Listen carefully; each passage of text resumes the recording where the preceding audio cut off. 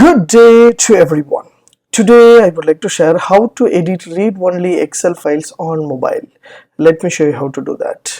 Yes, from my mobile I just open Excel application, so I have the files over here. I just want to edit this main Excel file.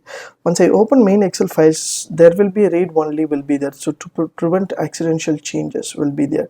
So just hit the button, you can see edit anyway and dismiss will be there. Has been the files open with the read only files.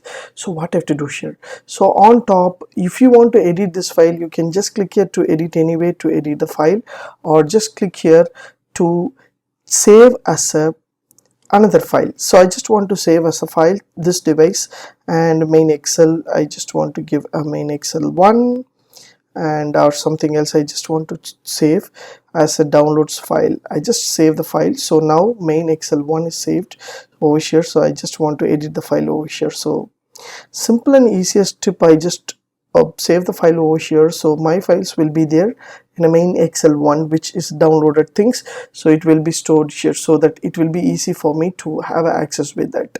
So simple and easiest tip, use the save as option to edit your files if it is in save as files, means from your mobile phone. If you like these tips, please share with your friends and subscribe my HowXT channel.